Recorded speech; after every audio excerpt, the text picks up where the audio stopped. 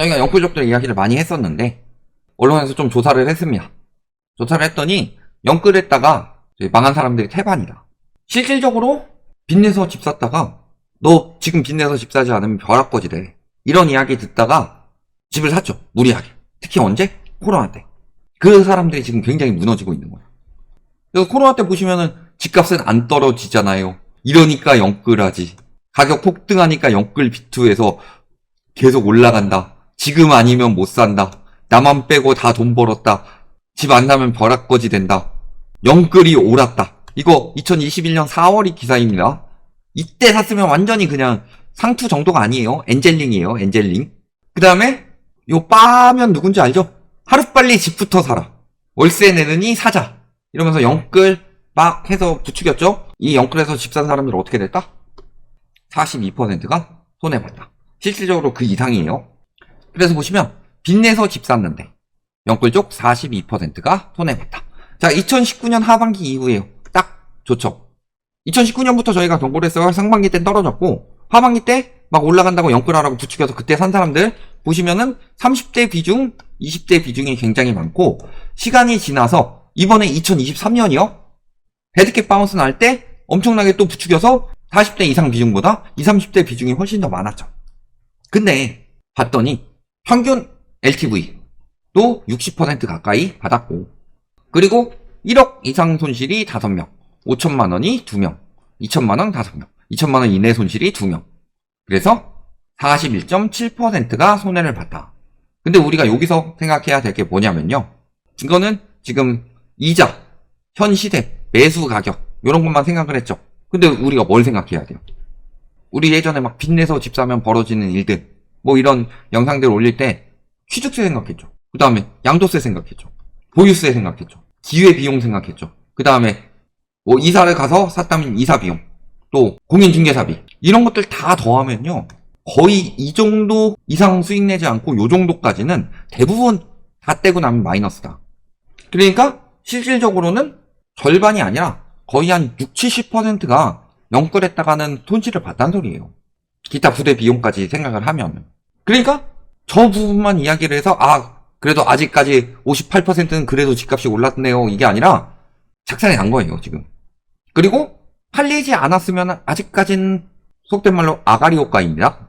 그 가격에 지금 팔리고 있어요? 거래 안 되죠. 그러면은 지금까지는 1억 원 이상 이득 봤다고 생각할 수 있겠지만 막상 팔 때 되면 어떻게 되겠어요? 지금 부동산 시장이 살아나고 있나요? 그런 거다. 그러니까 지금 그때 막 영끌하지 않으면 벼락거지 된다 이런 식으로 막 부추겼지만 실질적으로 어떻게 된 거예요? 영끌해서 집 산 사람들이 진짜 벼락거지 된 거예요. 벼락부자는 뭐예요?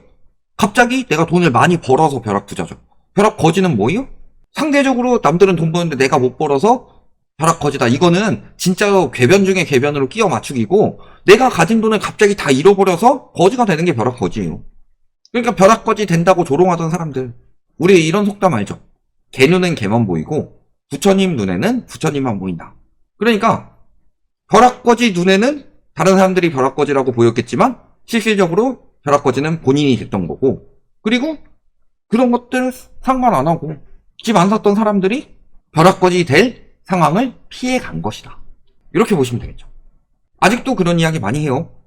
지금도 똑같은 상황이죠. 막 집값 오른다고 난리치고 있어요. 핵심 변수는 금리다.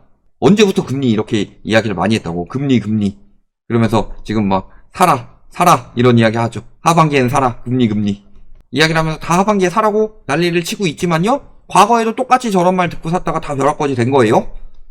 특히 이 사람들은 마지막에 이 두 사람들은 집값 떨어진다는 소리 절대 안 합니다. 근데 지금 올라갈 수 있겠어요? 가계 여윳돈이 최저라고 합니다.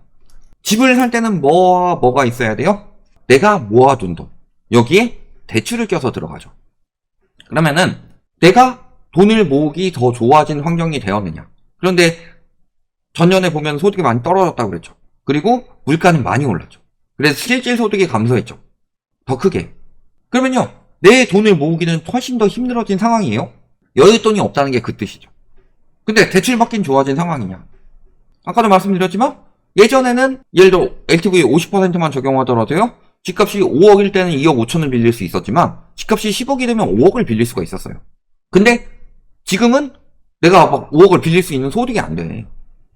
그래서 내가 원래 빌릴 수 있는 소득으로는 2억 5천밖에 못 빌려요.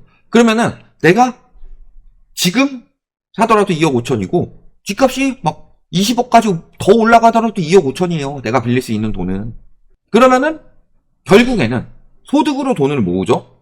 그 다음에 소득 대비로 대출을 받죠. 그러니까 집값은 소득에 비례하게 가격이 나올 수밖에 없다. 그러니까 실질 소득으로 2015년 가격을 이야기를 하는 거죠. 실질 주택가격 지수가 2015년 수준까지 떨어져야 된다. 그래야지 가계부채도 80%대로 떨어지고 DSR도 지금 주담대차주의 DSR이 60%가 넘습니다. 이게 40%대까지 떨어질 수 있는 거다. 이런 상황이 되는 거고요. 그러니까 이제는 소득보다 집값이 더 많이 올라갔으면 그건 거품이라고 표현을 합니다. 왜냐면은 돈 벌어서 내가 열심히 돈을 모았는데 그것보다 집값이 더 빨리 올라가. 이게 자연스러운 현상이고 그래서 영끌해야 되는 게 아니라요. 아, 거품 쌓였구나. 지금 들어가면 안 되겠구나. 이렇게 생각해야 될 시기라는 소리예요.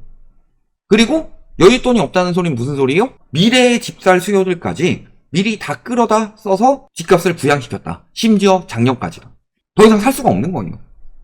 특히 누가 더 심하다? 청년층. 청년층 보시면은 39세 이하 가구의 월 평균 저축 여력은 119만 원으로 소득의 25% 수준이다.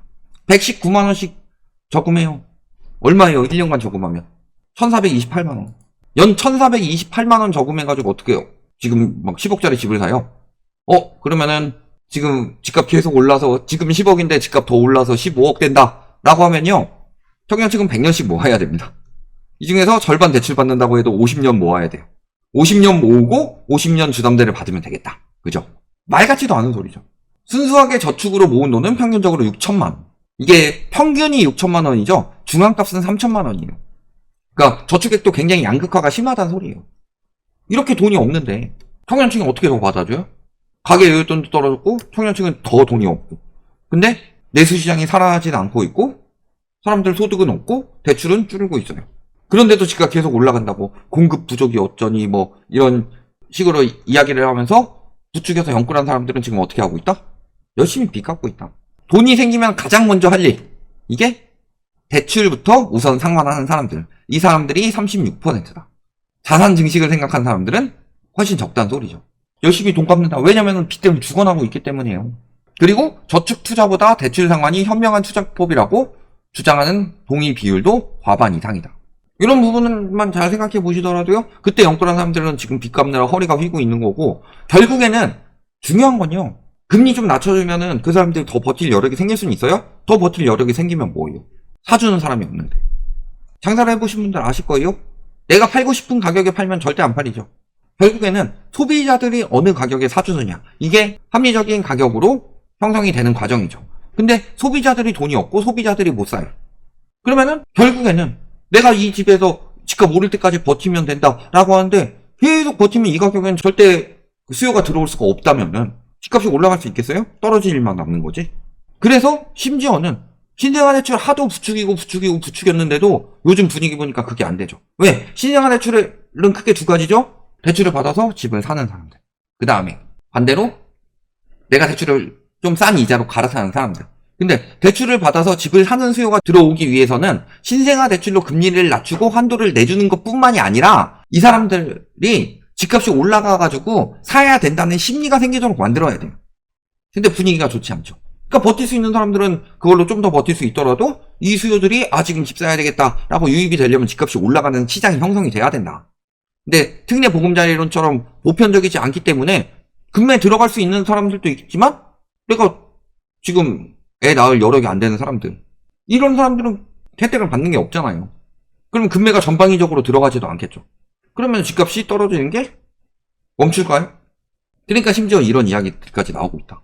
신생아 특례 대출이 시행되지만 거래를 활성화시키는 데는 역부족이다. 왜냐면 거래량이 지금 11월 거래량 집계가 끝났는데 1836건이다. 여기서 만약에 이제 취소되고 이런 것까지 고려하면 더 줄어든다는 소리예요. 그거보다 오히려 스트레스 DSR 제도가 더 크다.